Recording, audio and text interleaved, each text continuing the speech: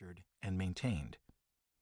Let us call this sensation mastery, the feeling that we have a greater command of reality, other people, and ourselves. Although it might be something we experience for only a short while, for others, masters of their field, it becomes their way of life, their way of seeing the world.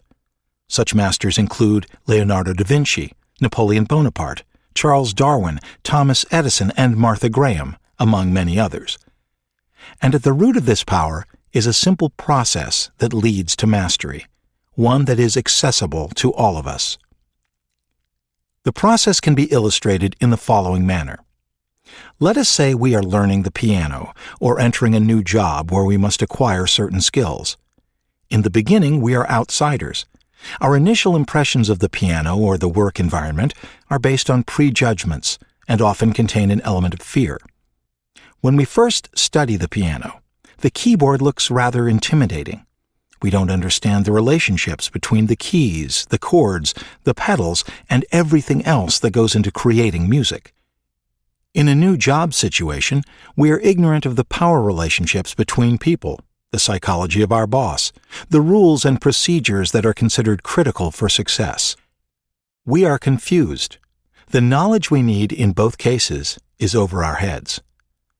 Although we might enter these situations with excitement about what we can learn or do with our new skills, we quickly realize how much hard work there is ahead of us. The great danger is that we give in to feelings of boredom, impatience, fear, and confusion. We stop observing and learning. The process comes to a halt. If, on the other hand, we manage these emotions and allow time to take its course, something remarkable begins to take shape. As we continue to observe and follow the lead of others, we gain clarity, learning the rules and seeing how things work and fit together. If we keep practicing, we gain fluency. Basic skills are mastered, allowing us to take on newer and more exciting challenges. We begin to see connections that were invisible to us before. We slowly gain confidence in our ability to solve problems or overcome weaknesses through sheer persistence. At a certain point, we move from student to practitioner. We try out our own ideas, gaining valuable feedback in the process. We use our expanding knowledge in ways that are increasingly creative. Instead of just learning how others do things, we bring our own style and individuality into play. As years go by and we remain faithful to this process, yet another leap takes place, to mastery. The keyboard is no longer something outside of us. It is internalized and becomes part of our nervous system, our fingertips. In our career, we now have a feel for the group dynamic, the current state of business.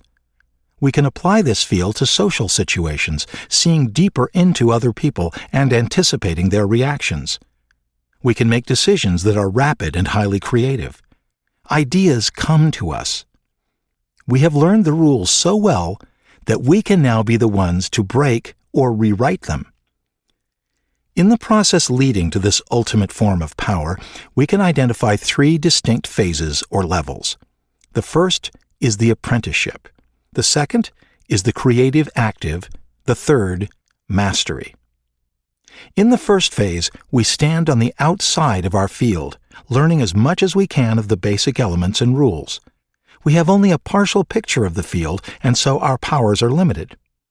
In the second phase, through much practice and immersion, we see into the inside of the machinery, how things connect with one another, and thus gain a more comprehensive understanding of the subject.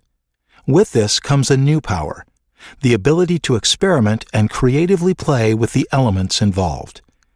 In the third phase, our degree of knowledge, experience, and focus is so deep that we can now see the whole picture with complete clarity.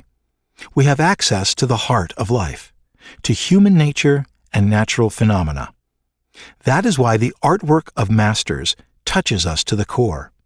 The artist has captured something of the essence of reality.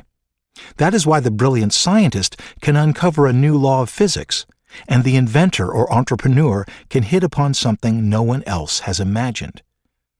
We can call this power intuition, but intuition is nothing more than a sudden